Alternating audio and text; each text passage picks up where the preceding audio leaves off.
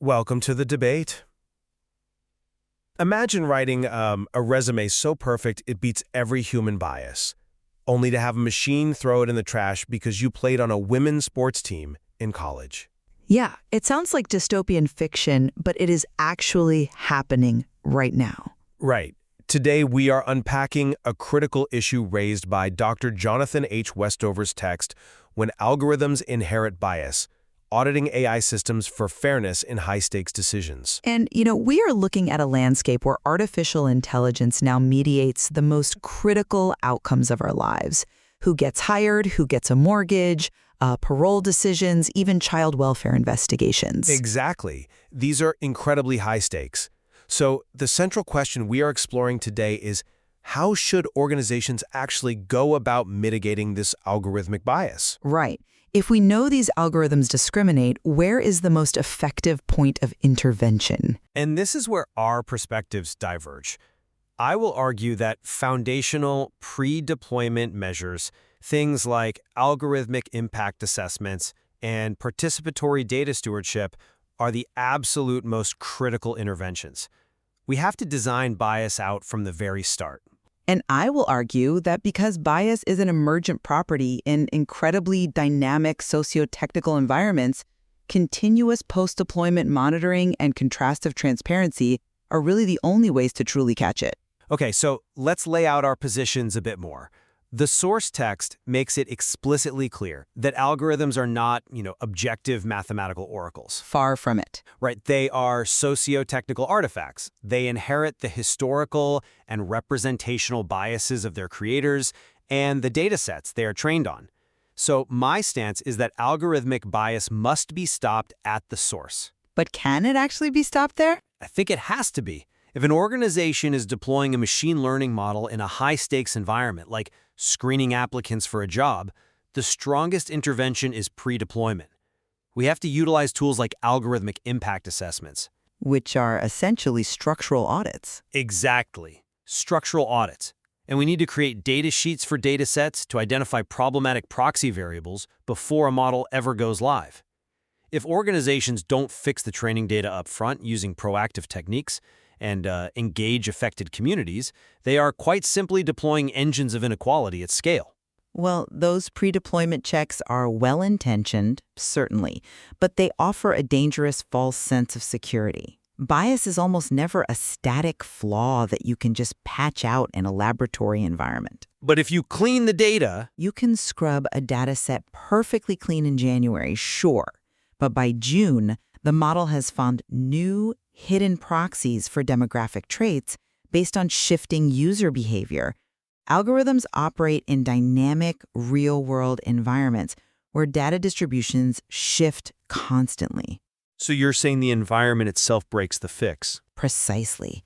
Therefore, I maintain that rigorous, continuous post-deployment monitoring, adversarial testing, where you actively try to break the life system, and real-time performance dashboards are the only realistic ways to ensure fairness. You have to monitor the actual life cycle of an AI system. Okay, let's start right there with the nature of the data itself. When we look at the root causes of algorithmic bias, we are almost always dealing with flawed historical data. Right? Historical bias is a massive issue. Huge. If a hiring algorithm is trained on 10 years of past data from a tech company where the engineering department was historically 90% men, the model is going to learn to mathematically associate maleness with engineering competence. Because it's just looking at what worked in the past. Exactly. It looks at the successful past hires, sees they are mostly men, and assigns a higher mathematical weight to that demographic profile. The fix for this must be proactive data stewardship. But what does that look like in practice? Well, I see why you think post-deployment monitoring is vital, but let me give you a different perspective. Trying to catch that bias post-deployment is like trying to clean up a chemical spill miles downstream. You have to cap it at the source. A chemical spill. Okay, I see where you're going with that. Right, you have to use techniques like oversampling. This is where data scientists essentially duplicate the records of underrepresented groups in the training data. So, the math balances out before the algorithm ever makes a single real-world decision. I come at it from a different way. Primarily because that chemical spill analogy assumes the data is a single isolated barrel that we can just seal up and fix permanently. It's a starting point, though. A starting point, sure, but data isn't static, and it is almost never perfectly cleanable.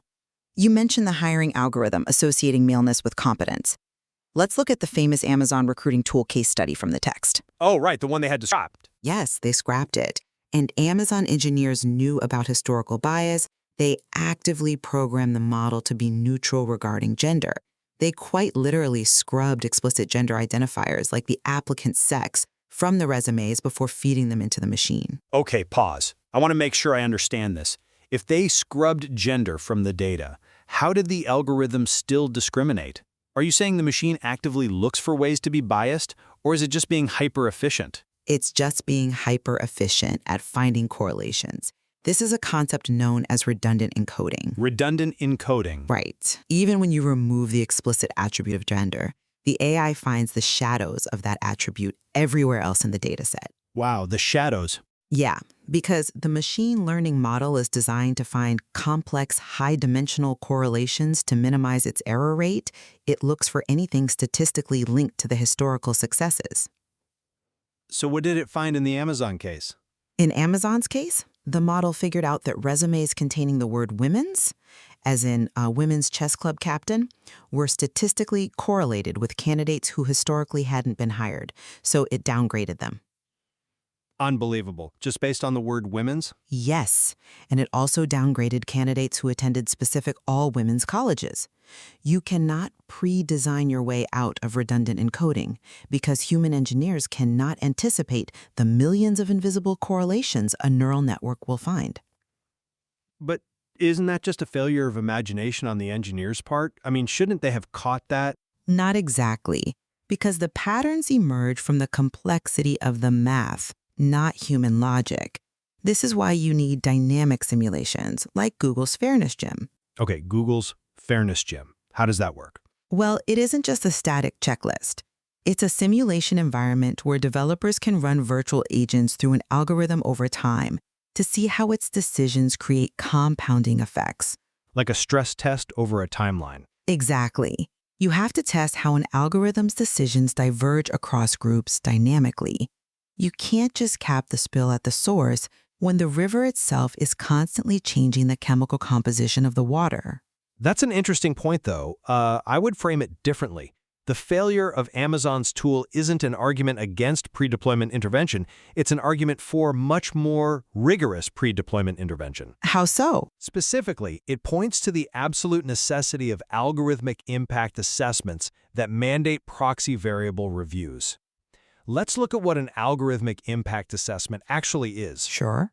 It's not just a casual review. It's a structured, documented process where an organization must formally evaluate the potential social impacts of a system. They map out exactly what data is being used and who it might harm before writing the code. Right, but does that actually catch the hidden proxies? It forces them to look for them. If Microsoft can conduct an assessment before deploying an emotion recognition AI, realize the system performs poorly on non-white faces in the lab, and then decide to retire the capability entirely, well, that is a structural win. They caught it early. Right, they didn't wait to see who was harmed downstream. But wait, even if we accept your premise that the data can never be perfectly scrubbed of these shadows, that brings up a much deeper question. Which is? If the data is always going to be a bit dirty, who gets to decide what clean enough looks like? Because that shifts this from a math problem to a people problem. Oh, I agree entirely. The math doesn't exist in a vacuum. Exactly. Which brings us to the design table. The text strongly champions participatory design. Bringing people into the process. Yes, this is the idea that high-stakes AI systems should be designed with the affected communities as active co-creators, not just subjects to be studied. Take the child welfare screening example from the text. Right, predicting child abuse investigations. If a local government is building a predictive tool to prioritize those investigations, they cannot just have a team of data scientists sitting in an office looking at statistical weights. They have to consult caseworkers, families who have navigated the system, and civil rights advocates during the architecture phase. But what does that actually change about the code itself? It changes the variables the code is allowed to consider. Technical teams often lack domain knowledge, which leads to massive blind spots. Give me an example. For instance, a homogeneous team of software engineers might decide to use number of missed doctor appointments as a variable to predict child neglect, thinking it's a logical proxy for bad parenting. Right, it sounds logical on a spreadsheet. Exactly. But a caseworker or a community member would immediately point out that missing doctor appointments is often a proxy for lacking reliable public transportation or, working 3 minimum wage jobs. Ah, so it's a poverty proxy. Yes. If you don't have participatory design, you end up coding poverty as a proxy for neglect directly into the architecture. Community co-design prevents those blind spots from being institutionalized in the first place. That's a compelling argument. But have you considered the immediate needs of the end user on the ground once the system is actually live? What do you mean? Well, a community advisory board during the design phase is wonderful in theory, but it doesn't help the individual who was just denied a mortgage or passed over for a job today. I see what you're saying. High-stakes AI fundamentally fails the standards of procedural justice when it lacks post-deployment transparency. If a system is a black box, it doesn't matter how many community members were consulted 3 years ago.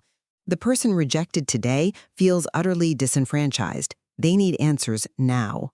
Okay, but how do you practically give an end user an answer when the AI is literally a black box with billions of parameters?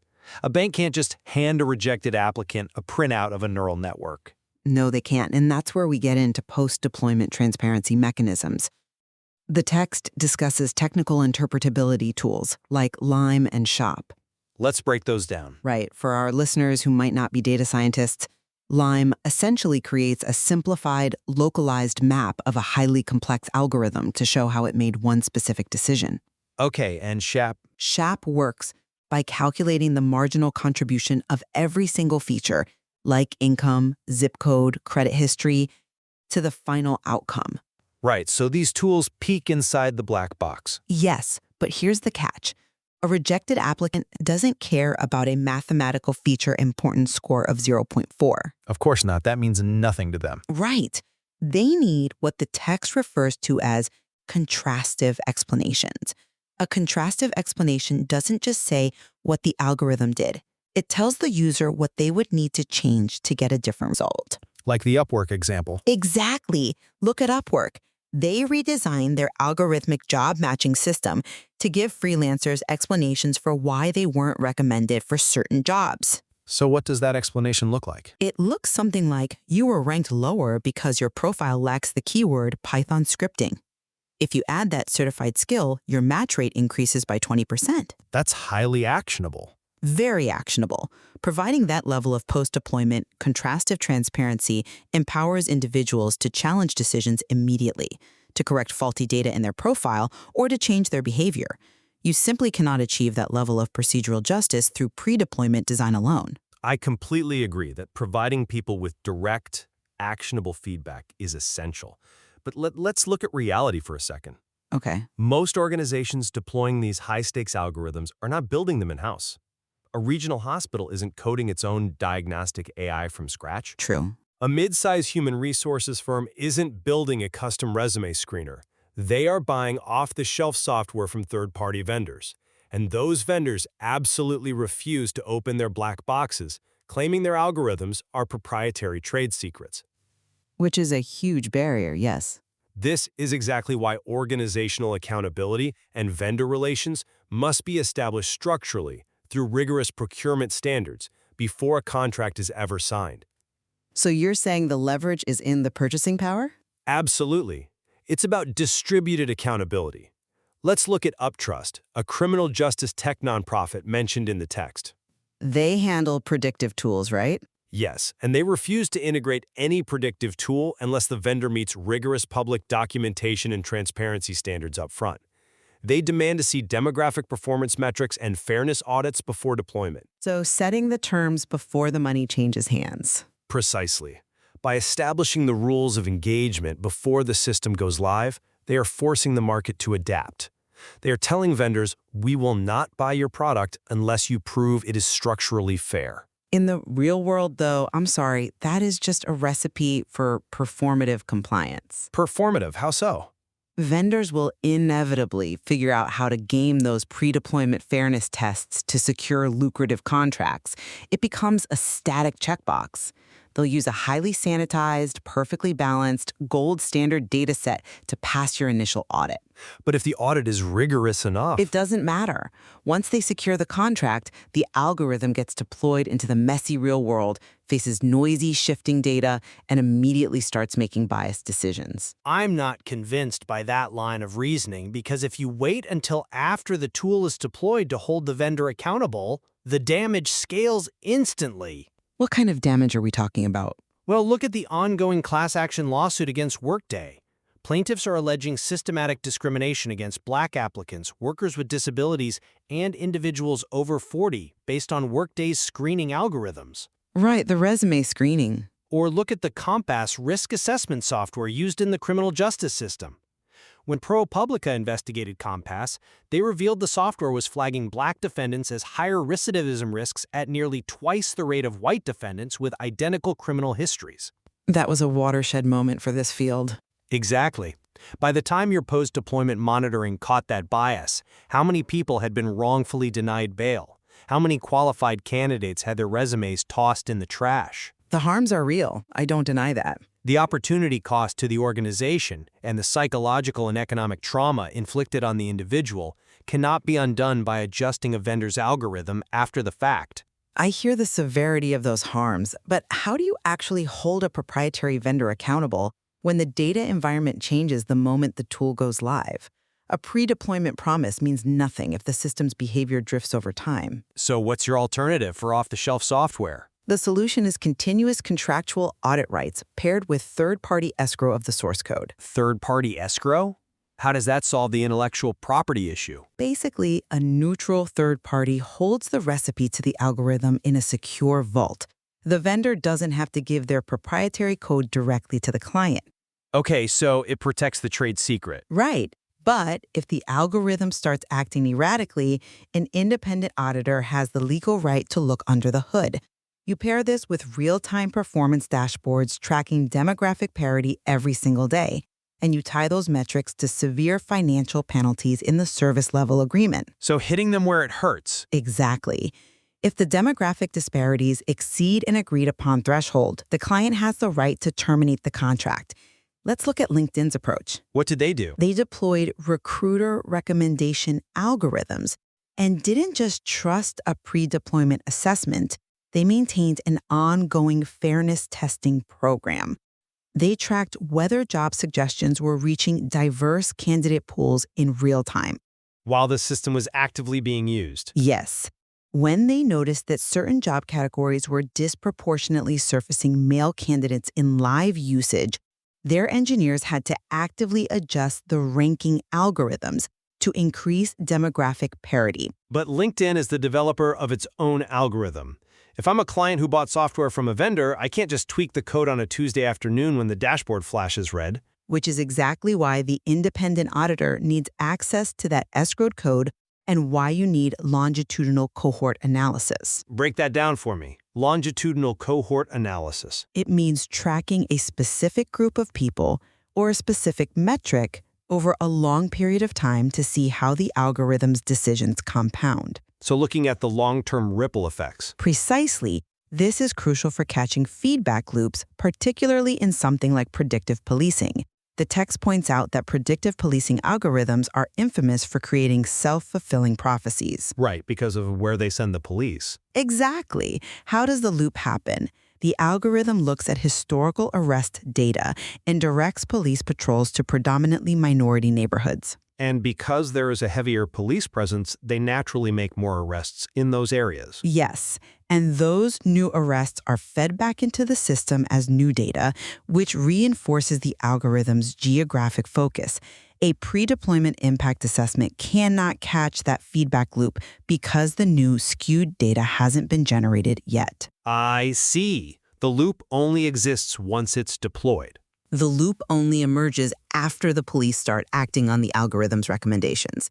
The only way to break that loop is through longitudinal analysis, following the outcomes over months or years, and constantly probing the live system. I can see that feedback loops in dynamic environments, whether that's predictive policing or, say, dynamic pricing in housing markets, are incredibly pernicious. And I completely agree that organizations must avoid complacency. Fairness is not a set-it-and-forget-it proposition. Not at all. But if we treat algorithmic fairness as a foundational structural prerequisite, we drastically reduce the scale of those downstream harms. If it works as intended. Right. By utilizing rigorous pre-deployment algorithmic impact assessments, by demanding representative training sets that oversample marginalized groups, and by embracing participatory design that gives effective communities a real voice in the architecture of the system itself, organizations can prevent the scaling of historical inequalities. It's a strong baseline. The most effective way to protect marginalized individuals from algorithmic harm is to refuse to deploy biased systems in the first place. And while I applaud the ambition of designing flawless systems, the reality of sociotechnical systems is that fairness is never static. An algorithm is an interacting network of complex math, human behavior, and shifting social contexts. It's always moving. Always moving.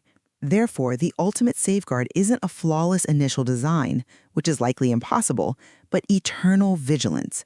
Organizations must commit to continuous monitoring, adversarial red teaming, and providing transparent, actionable, contrastive explanations to every single individual affected by an algorithmic decision. Giving them a way to fight back. Yes, we have to empower the end user to challenge the machine in real time, because the machine is always learning, which means it is always learning new ways to fail. Well, what we clearly converged on today is the fundamental premise of Dr. Westover's text. AI systems are not objective mathematical oracles. Definitely not. They are human artifacts, shaped by our choices, our history, and our blind spots. Treating algorithmic fairness as a mere compliance checkbox, whether you check that box pre-deployment or post-deployment, invites mounting legal, reputational, and profound systemic risks. Absolutely. The myth of algorithmic neutrality is well and truly dead. The question now is how organizations adapt their government structures to face that reality, and whether they are willing to put real resources behind continuous oversight. For our listeners, the source text contains incredible depth on the specific regulatory frameworks driving this change. It dives into the European Union's Artificial Intelligence Act and New York City's Local Law 144. Which actually mandates annual bias audits for employment tools, right? Yes, exactly. We highly recommend exploring the material further to understand the legal momentum behind algorithmic accountability. And there is so much more to dig into, especially regarding the economics of algorithmic fairness.